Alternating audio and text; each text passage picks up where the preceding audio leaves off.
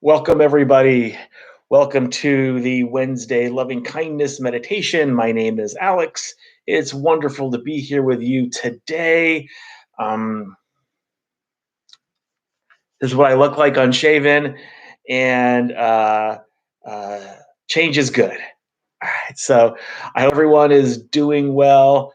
As always, at the beginning of any of these classes, I always encourage people who are new or newer. Maybe this is your first time to the Dharma Bum Temple online class or new to the Loving Kindness class.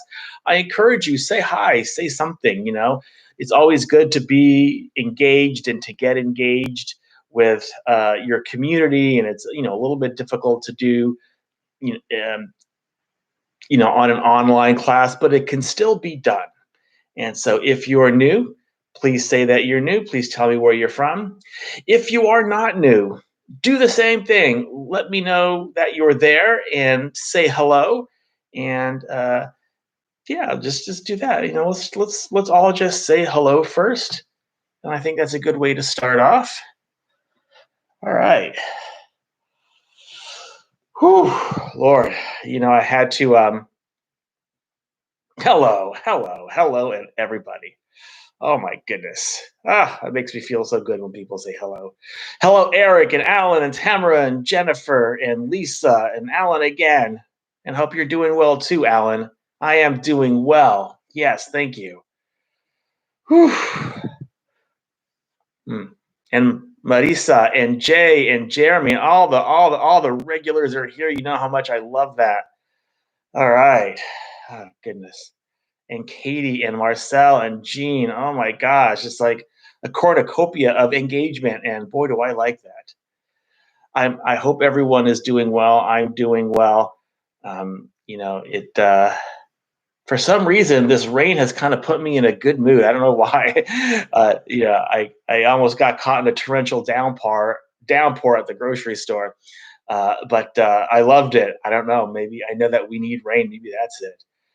But yeah, I like the rain, and I like when we get it. All right. So if you're new to the Dharma Bum Temple Loving Kindness class, and you just didn't say hi, or you're too shy, this is a loving kindness meditation that we're going to do. So we're going to have this short introduction. We're going to have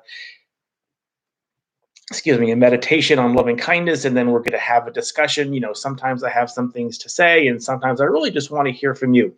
I want to understand what your questions are. Hi, Alyssa.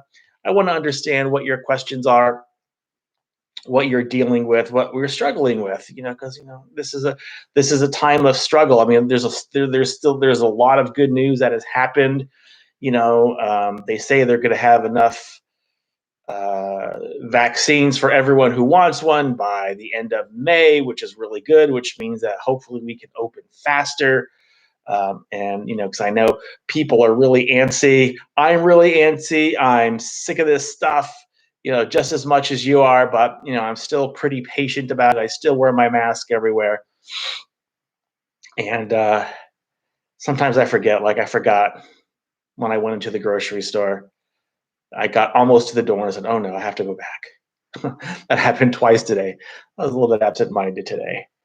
Yeah, so things are looking up, and that's good. And the reason that makes me happy is because less people are going to get sick, and less people are going to die, and a little less death, less suffering, less illness, less suffering for them, less suffering for their family. And so that always puts me in a good mood. All right. And so loving kindness, the word that we talk about in Buddhism is called metta, metta. And this word metta, comes from the ancient Pali language, and that we think the Buddha spoke, or something very close to what the Buddha spoke, the historical Buddha. And when a word like this gets translated into English, 2,500 years later, it can have a lot of translations, right? It's not just a one-to-one kind of thing. And so it can mean unconditional friendliness, loving kindness, goodwill. And it's simply a wish to be happy. Not only a wish for ourselves to be happy and for others to be happy, but for ourselves and others to be to do the things that cause happiness. right? And so what causes happiness? Well, our positive words and thoughts and deeds, those are things that cause happiness, to put that very simply. And so we rejoice when we can do the things that cause happiness, and we can rejoice when others can do the things that cause happiness. And that's a lot of what I think sometimes we're missing, or that we don't think about. Not that we're missing, but we just don't think about it a lot. And the Buddha really pointed this out. It's not just recognizing when you're doing the things that cause happiness in your own positive thoughts and words and deeds, but to recognize when other people are doing it. And so when Mr. Rogers says, look for the helpers, this is a way to practice loving kindness, is to look for the helpers, as an example, and to be mindful of when other people are engaging in positive words, thoughts, and deeds, right? And I don't know, one of the things that I like to do here is, because there's only so much you can do anywhere, is to go watch the sunset. I love going to watch the sunset. So, I live here in Encinitas, and it's but still like uh, drive a few minutes to go to the shore, and there's like a cliff, and I just kind of overlook the cliff and watch the sunset that way.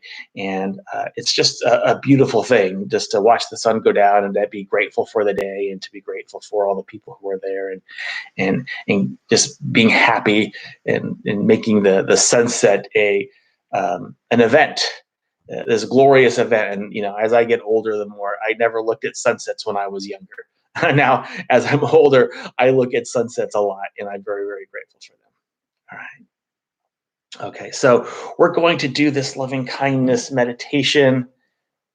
And so I would like all of you to get into your seated posture. Wherever you're seated, it doesn't matter. You can be seated on a cushion. You could be seated on a chair. You could be seated on the side of your bed. I'm seated at my dining room table, and that's fine too. And just so it doesn't really matter. So just get comfortable and get seated. And you're not more spiritual if you sit on a meditation cushion than if you sit on a chair. It's all the same, right? It's all the same. So let's just get seated. Let's get comfortable. Let's make sure that if we're dealing with any problems or any issues currently, that's okay. But to the best of our ability, let's drop those. Let's drop those, and you can pick it up after we finish our meditation. So without any care in the world, so we can focus 100% on what we're doing. All right. Everybody ready? Okay, good.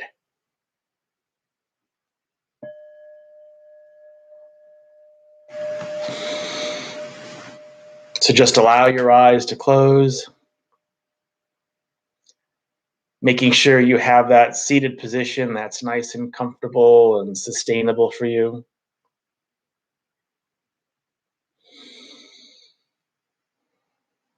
And when you sit, we sit like a Buddha. And you can even imagine yourself as the Buddha, or as a Buddha, sitting underneath your Bodhi tree of enlightenment. And you can pick out your own tree.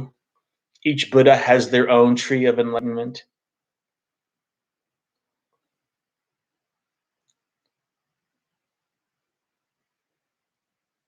So let's just start to pay a gentle attention to the breath, focusing our breath at the base of the nostrils, feeling the air go in and out as you breathe, or focusing on the belly or the chest, feeling its expansion and contraction as you breathe. Let's just take a deep breath all the way in and all the way out. Not forcing the breath.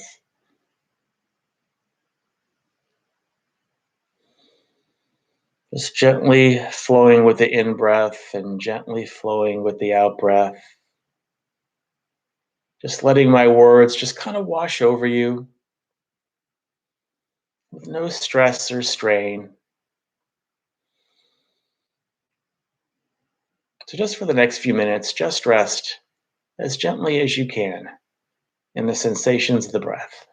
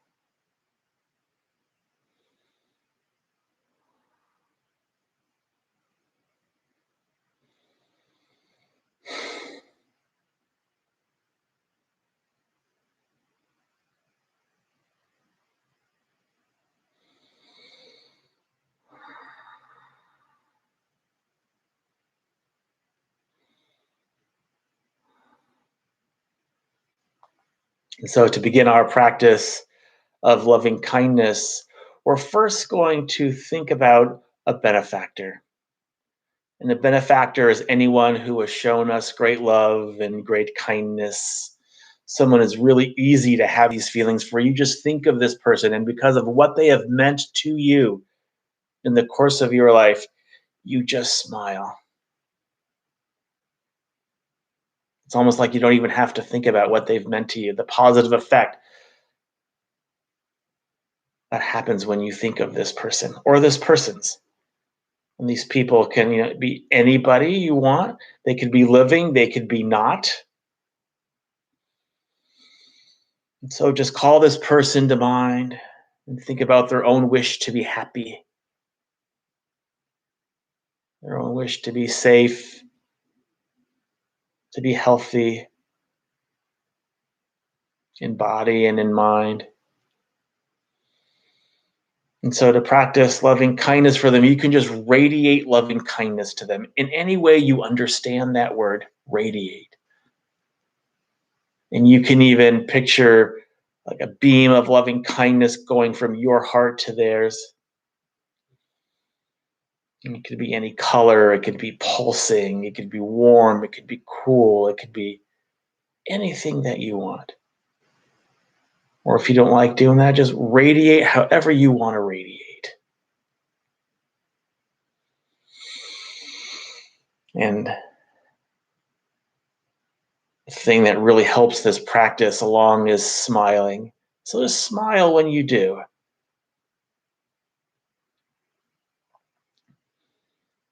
So for the next few moments, we'll do this practice of loving kindness for our benefactor.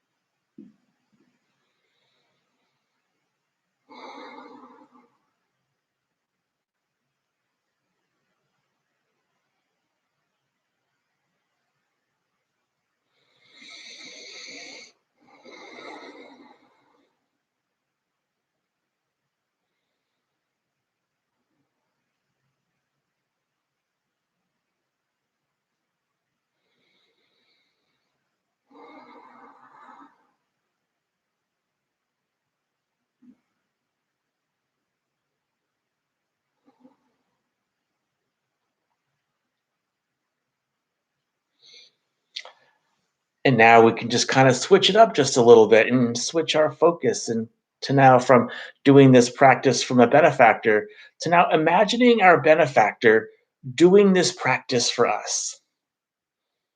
And you can picture your benefactor or benefactors in your mind's eye, and they're smiling. You can have them be smiling at you. And just imagine them radiating loving kindness to you. And again, and however you understand that word, however you want to do it is fine. And they're smiling at you and radiating loving kindness. Your only job is to receive this. How can you receive this? Can you be grateful for their loving kindness when you do it? This is a really good tool to use. How much of their loving kindness can you let into your own heart? It helps sometimes to put your hand over your heart while you're doing this and just notice, feel for any resistance. It's okay if there's any resistance, it's not a problem. If you meet any resistance, can you just breathe into it and breathe out, still smiling if you can, if you remember, and just receive their loving kindness, all of their good wishes and intentions for you that you've already experienced.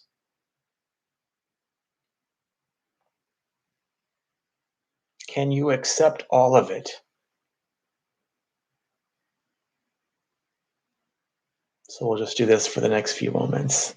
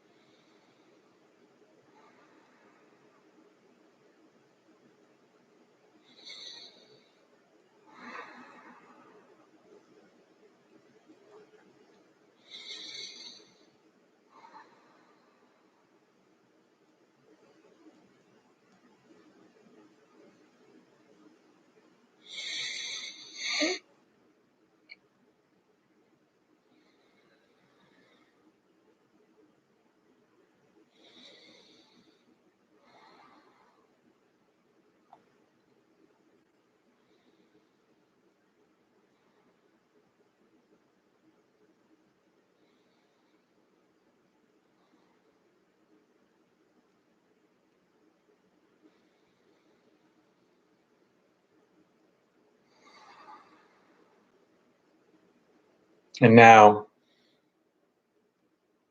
or probably what's the most important part of this meditation, can we now do this practice for ourselves? And so you can think about and just call to mind your own wish to be happy,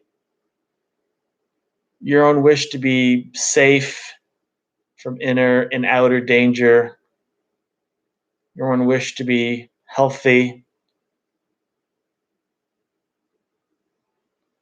happy.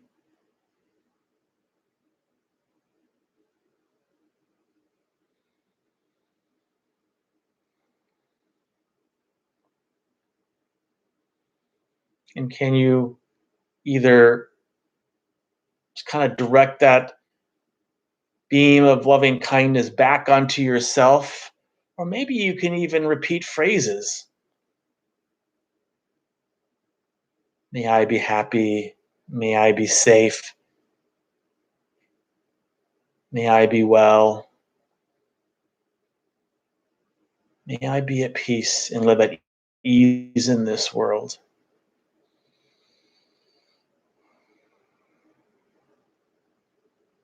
The Buddha, when he surveyed the world, he was first enlightened, he saw all of these people in the world so desperately wanting happiness, but doing the very thing that caused unhappiness. And even 2,500 years later, that's still the truth. And we can recognize it in ourselves and in others. And since we understand that we all do it,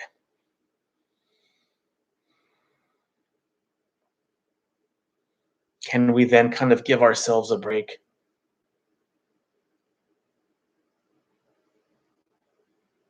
Ease up on judging ourselves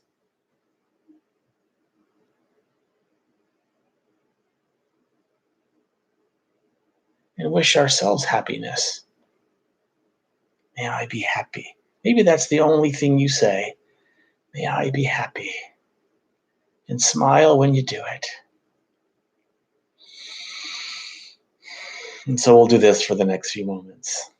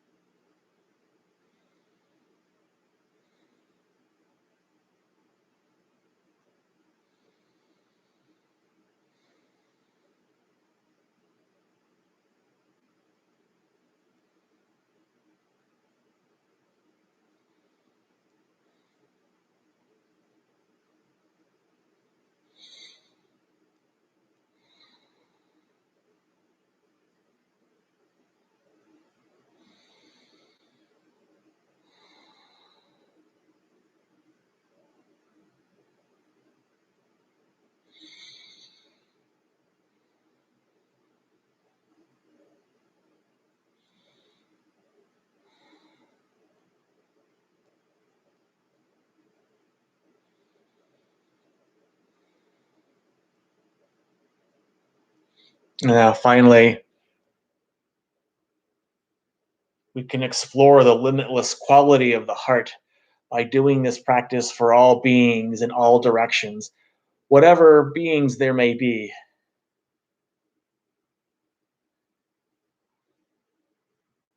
Upwards to the skies and downwards to the depths. May all beings be happy. And you can explore this limitless quality of the heart just by wishing loving kindness for all beings and see how far you can extend yourself. It's not a competition. However far you can go is however far you can go. But the heart does have a limitless quality to it.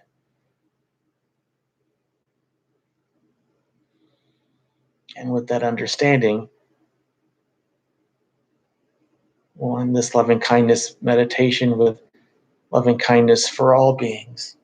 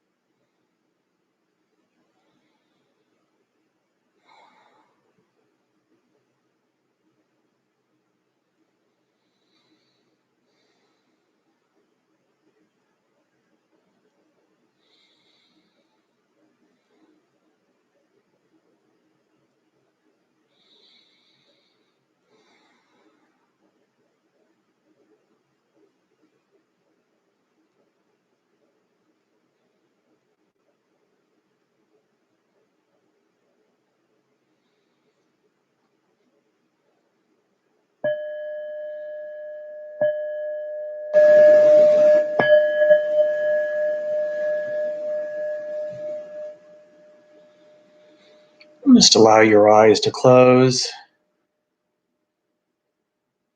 and just take the next 60 seconds out in silence as you stretch your arms and you stretch your legs, keeping that mindfulness of loving kindness about you.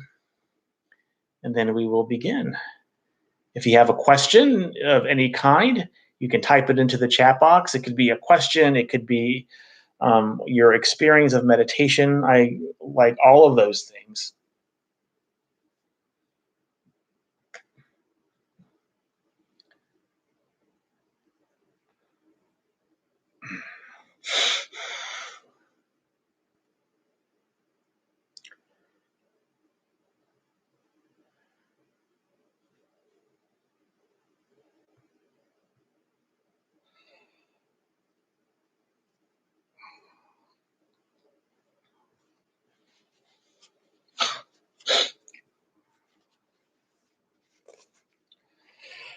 Whew, okay. Ah, that was good for me. And I tell you, there was a point in there where I almost lost track of time. and something said, nope, nope, open your eyes, look at the clock. It's time to move on. But I like it when that happens. Keeps me on my toes. And so, like I said before, this is kind of an open-ended time. Um, for questions about your experience of meditation. So I'm going to say um, a little something. And then if you want to, in the meantime, just let me know what your questions are, or let me know what your experience of meditation is. That would be super duper awesome. I would love to hear that. So keep us engaged. Um, you know, and I said this, like last week and earlier today, and one of the ways that we can do our practice and practice mindfulness, general mindfulness, mindfulness of loving kindness, of compassion, of all of these different heart qualities, is to witness them not only internally but externally as well. And so I often forget that, and I'm often pleasantly surprised when I remember that I can just watch, that I can just sit there and watch people and see when they're, unhappy, and why they're unhappy, and, have a lot of compassion for that, and just to watch them. And a lot of times when I do that, it always comes back to me, and it's like, yeah, I do a lot of those things too. Whether I get impatient, or whether this thing happens or that thing happens, I can always relate to what's going on, because what I'm relating to is simply just suffering and attachment and suffering. And so I relate to that a lot. And that's become, a larger part of my practice these days, because uh, of everything that's going on internally with me and in us. And we're kind of, we're almost there, right? We're almost there's a lot of things that needs to get done. We still have to be safe, and all these things. And I'm getting impatient a little bit, and so are a lot of the rest of us. But still do it, still gonna do it, still gonna wear a mask and do all these different types of things. And you know but still, watching as watching as an introvert. Watching is like my superpower. I feel, because I get to watch, and I get to observe, and often it's without a whole lot of judgment, it's without a whole lot of my story going on. And a lot of that is Buddhism too. And just to watch people, and to watch them, you can, if you really pay attention, you could watch the the gears turn, and you could watch just at the moment, they're going to get upset, for whatever happening. um uh and it's a very interesting part of the practice.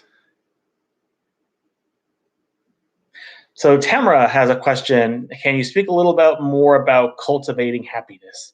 It seems self-explanatory, but it isn't always. How to distinguish from entertainment or diversion, for example.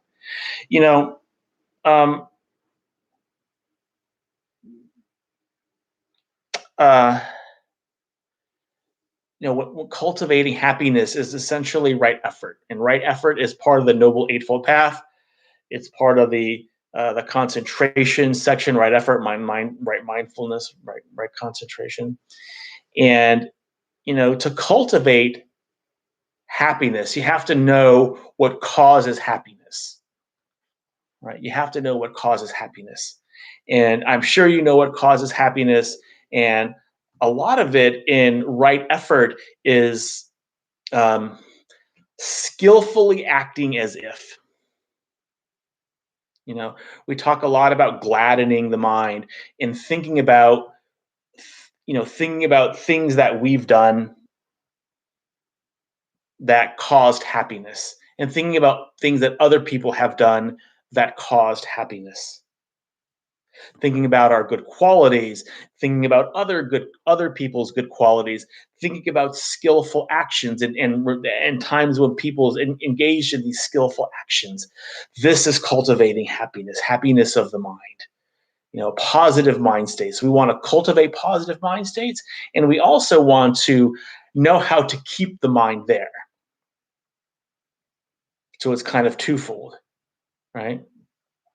And then we also want to, as part of right effort, uh, we want to, be able to prevent negative mind states. But when they do arise, we need to know how to deal with them. Right. So that's the other part. And so all of this, constitutes right effort. And the interesting part, and I've talked about this before, and you know, and I don't have them all in front of me, but there's like 5 ways. Like when we encounter like a negative mind state, something in our mind that's just kind of eating us up, and we see that it's happening. And so, we can, contemplate the teachings of the Buddha, and we can contemplate the inconstancy of these thoughts, and those types of things. And uh, so, or we can talk, contemplate the how they cause suffering, right? And we can contemplate all those things.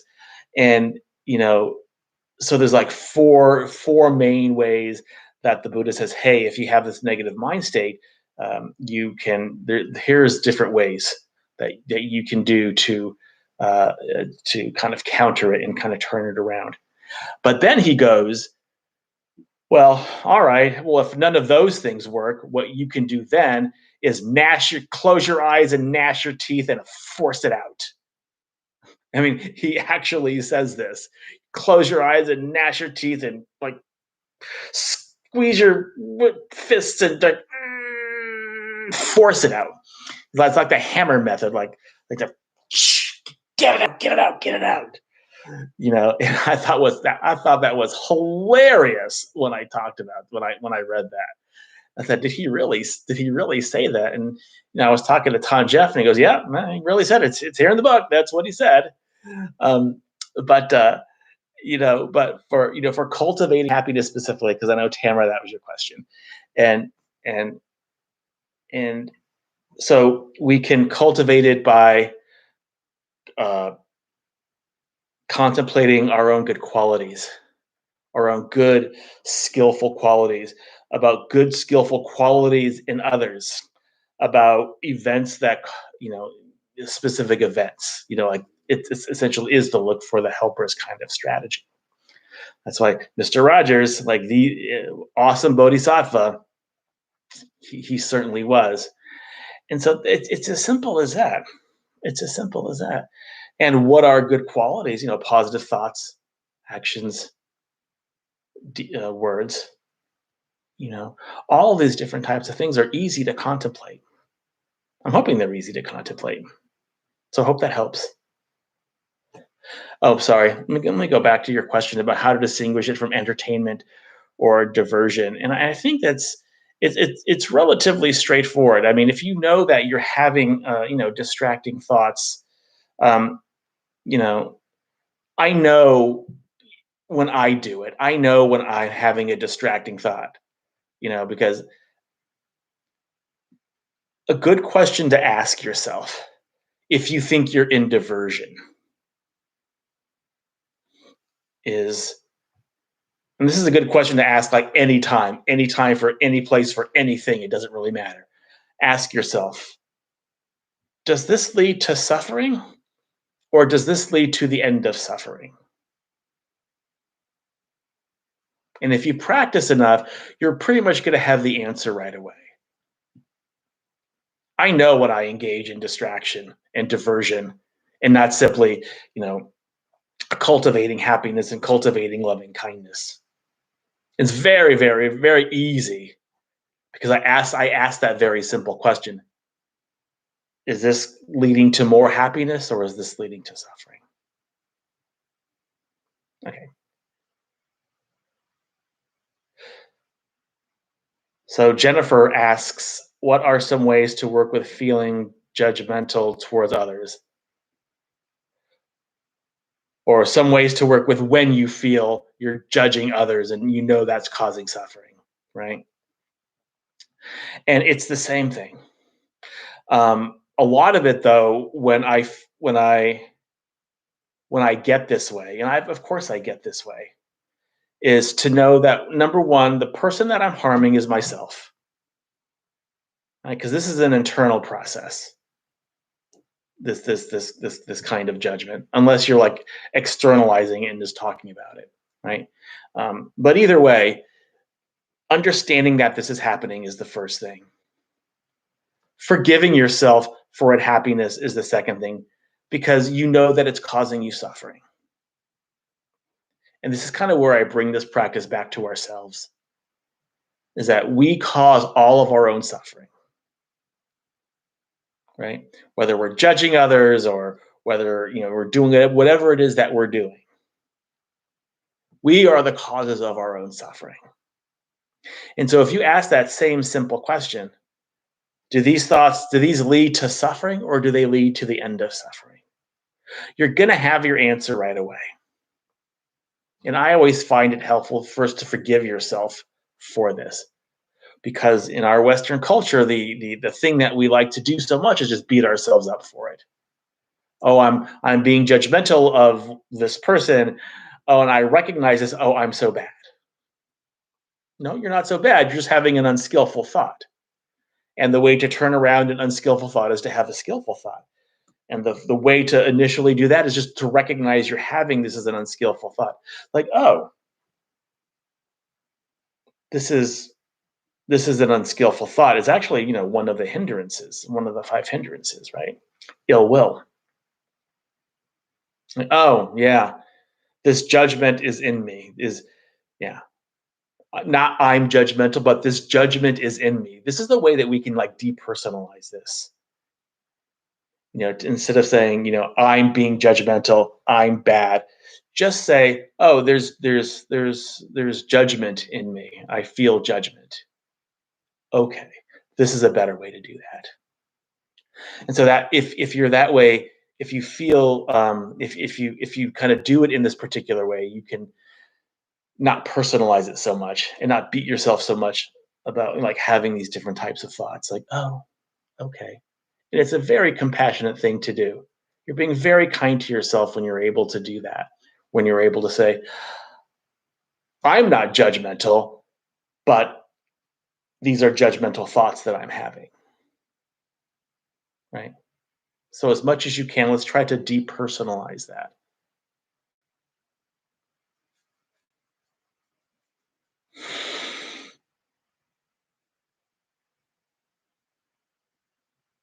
Okay. Well, those were 2 really good questions.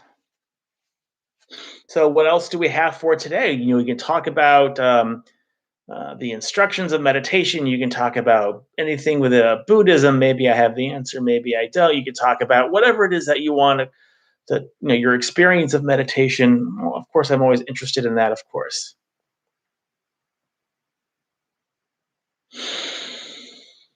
Whew.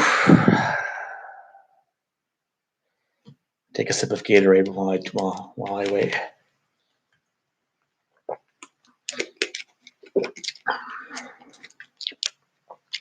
I can drink in this temple.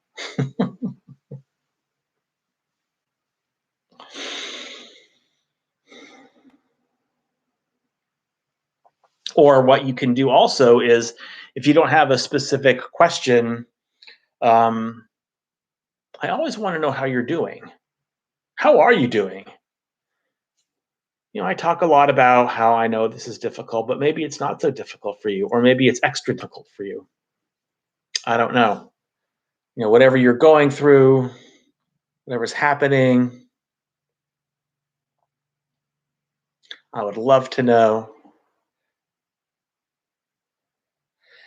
Marisa says that's a great method, depersonalization. Absolutely, it is. It's a wonderful method, because we personalize everything, all of our everything that we do wrong, because that's how we're taught in this culture. And I think that that's one of the things that helps so much, is to understand our own culture. What is our own culture like? And so when I say our own culture, I'm talking about essentially this American culture. You could even say this Western culture, but I like to say this American culture just because we're conditioned in a certain way here that might be different than other places in the West. Um, but a lot of it is just it's just it's mind-boggling sometimes when I even think about it. Uh, I think about how did I survive all of that? How did I deal with all of that? When I look back at my life sometimes, and all of that kind of stuff. It's amazing. It's just amazing. And so the best that we can do is to, if we can depersonalize it and look at it from another angle, it's so much more helpful. Okay. Last week, we were discussing advice to unburden duties and simplify life. I mentioned I'm working towards adopting a dog, which has some known benefits, but certainly adds responsibilities and duties and stress. How do you rectify pursuing decisions that will bring on responsibility in light of wanting to be unburdened by duties and to be at peace? Um, well, now owning a dog does come with responsibilities, of course, but what are you getting out of that?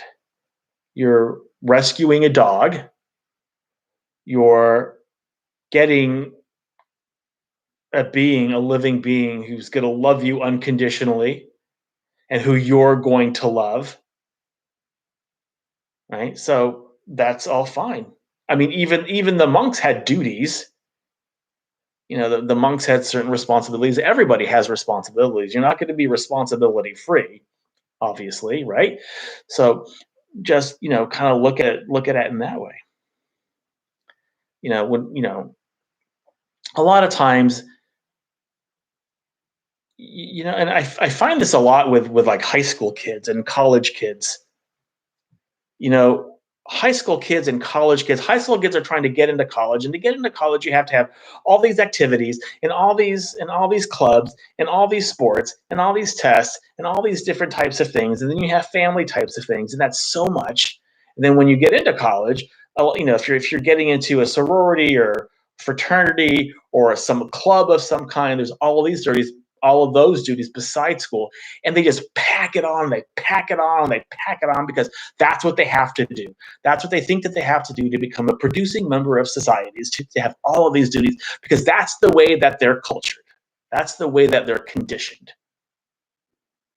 you know? And that is terrible. If you've known like a high school kid, these overachieving high school kids, especially, and college kids, just to get ahead, a leg up in the world, when they graduate and things like that. That's wild. That's wild. I know somebody like that. I'm like, I don't know how they do it. I honestly don't. I'd be exhausted if I did all the things that this young man has been doing. But yeah, Eric, with all of those dogs like getting out of the shelters. I know you've heard. I don't know if they're this shelter, but um, uh, I remember. I don't have a dog, although pretty much everybody here in this complex where I live has a dog. But I fostered for a brief time. I foster dogs, and and so this is just back in 2000. 12, 13, something like that. I can't remember, 14 or 10. I don't know, something like that. And I fostered my first dog for just a couple of weeks. That's it, just a couple of weeks. We and things changed for me. I had to wake up early and take her on a walk in the morning. I had to come home at lunch and take her on another walk, and then I came home. I took her on another walk, and and then I had to feed her in the morning and in the evening and all these, and take her to the park and all these different types of things that really changed up my life. But I loved it. And although I had her for 2 weeks and she got adopted, I met the guy, and he was a great, great parent for her, great doggy daddy for her. And so he adopted her, and I dropped her off. When I was driving back home, I was like ugly crying the entire way, just after 2 weeks. Me, the Buddhist teacher, just ugly crying for a dog that I had for 2 weeks. Boy, was that unexpected. that was really unexpected. And so I feel that the perks outweighs any worrying about responsibilities or anything like that. If you have someone to love, like that, and that's one of the things I like about this culture, is that we love our animals. Our animals are our family. So um, I I look forward, Eric, to wishing you happy Father's Day. It come June, and you have a dog. So there. Okay. Any other questions for anybody? Questions? Anything? Yay, doggies!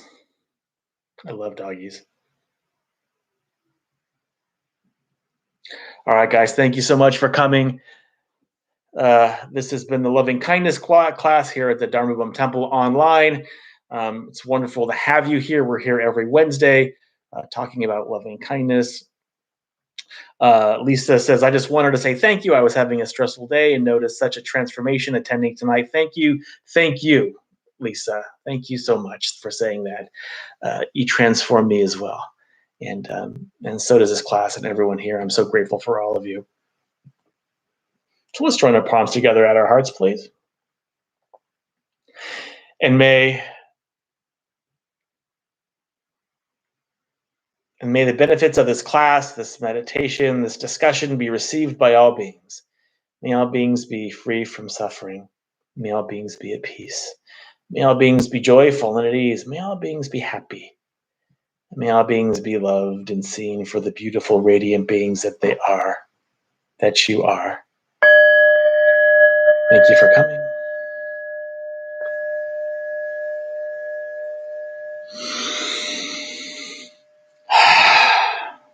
Well, thank you guys. We'll see you next time. Good night.